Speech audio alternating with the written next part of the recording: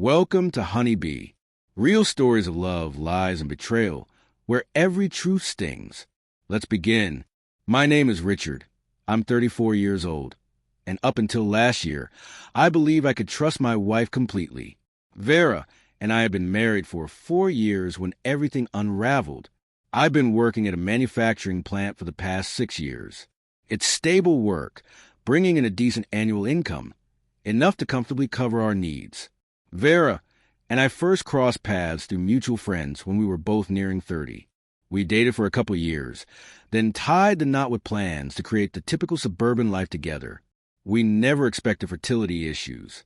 When you're young and mapping out a future with someone, you assume having children will happen naturally when you're ready.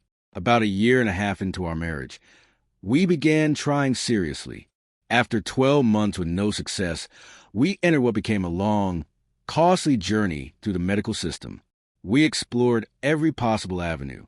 A doctor at the regional fertility clinic tested us both extensively: blood work, hormone evaluations, sperm counts, ultrasounds, and procedures I couldn't even pronounce. All the results came back normal for both of us, which was almost more frustrating than finding a clear problem. At least then, we'd know what we were fighting against. The treatments were exhausting, emotionally, physically, and financially. Insurance covered part of it, but not the expensive procedures.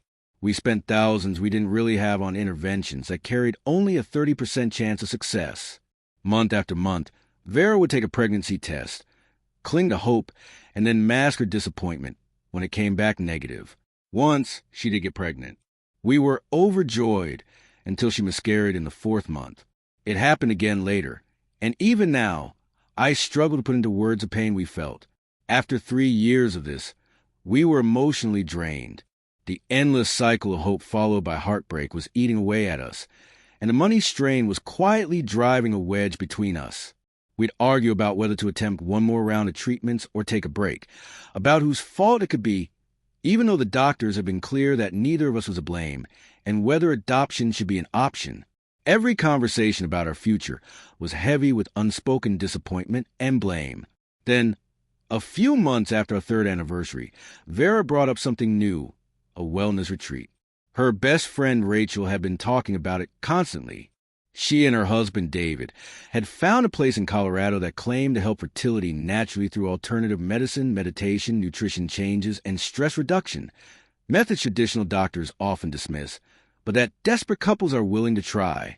Rachel was convinced it could help her own fertility struggles. She and David had been trying for nearly as long as Vera and I, and were equally discouraged by conventional medicine. This retreat was 2 weeks long, with couples participating in workshops, treatments, and lifestyle adjustments aimed at boosting natural fertility. Vera's excitement over was the most enthusiasm I'd seen from her in months. She had recently been talking about giving up entirely, but this offered her hope, a fresh approach when everything else had failed. Rachel suggested they attend together, 2 best friends supporting each other through the process. The timing couldn't have been worse for me. Our plant was in the middle of a massive equipment upgrade, and I was working 6 days a week to keep operations running during installation.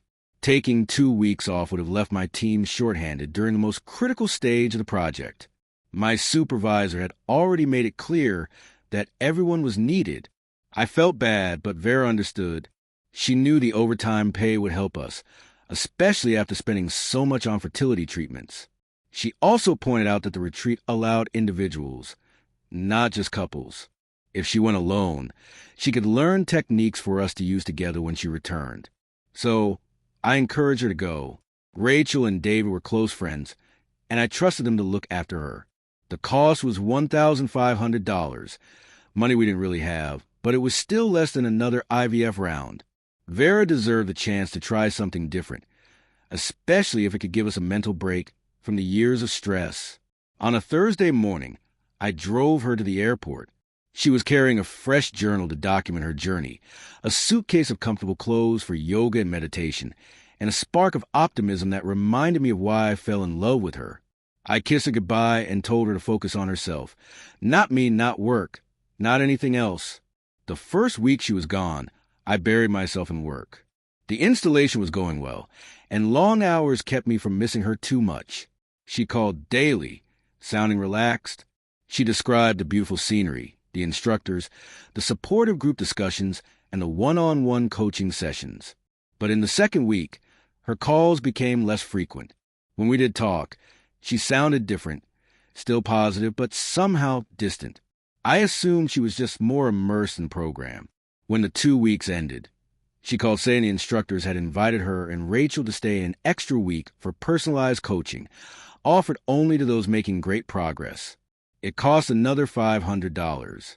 I wasn't thrilled about the expense or the extended separation, but her excitement was undeniable, so I agreed.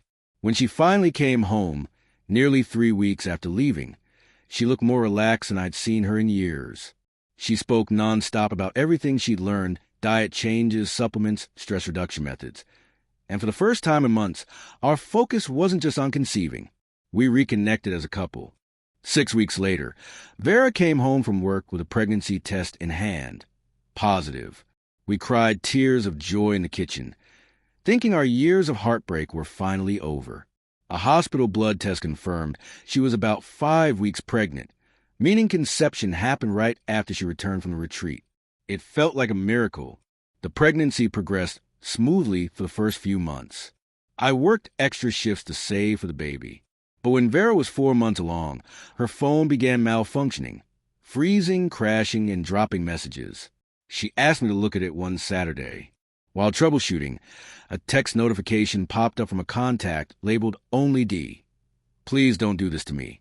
Curious and confused, I opened the thread. What I found made my stomach turn. Months of messages revealed that D was David, Rachel's husband, begging Vera not to tell his wife she was pregnant with his child. He offered her increasing sums of money to stay silent. Vera's replies were cold and calculated, hinting that her silence had a price. Scrolling back, I saw romantic exchanges from right after the retreat. Declarations about how they miss each other, then panic from David once Vera learned she was pregnant. She had told him she'd pretend the baby was mine in exchange for financial support. I sat there in shock, holding the phone, realizing the pregnancy we'd celebrated was a result of her affair with our friend's husband. When she walked into the room, I confronted her. She denied everything, tried twisting the story, claiming David was just helping us financially. Even when I read her words aloud, she stuck to her lies. I demanded a paternity test. She refused. 2 weeks later, I filed for divorce. The legal battle was ugly. Vera's lawyer painted me as abandoning my wife and unborn child out of baseless paranoia. She fought hard to block the paternity test, but the court postponed finalizing the divorce until after the birth. Months later, Vera gave birth to a healthy baby girl. I allowed myself a sliver of hope until the DNA test confirmed, with 99.97% certainty, that David was a father. With that proof, I regained my house, stopped support payments, and sued Vera for fraud and emotional distress. Her plan to secure financial stability through deceit had backfired completely. I later called Rachel to tell her the truth, only to learn she already knew. She and David were divorcing. Looking back, I see that the betrayal, as devastating as it was, saved me from a far worse future. Our fertility struggles, which once felt like the worst thing in my life, kept me from having children with someone capable of such calculated deception. Now, I live alone in a quiet house. It's lonely, but it's honest. And I've learned that sometimes the truth, no matter how costly, is worth more than living inside a lie.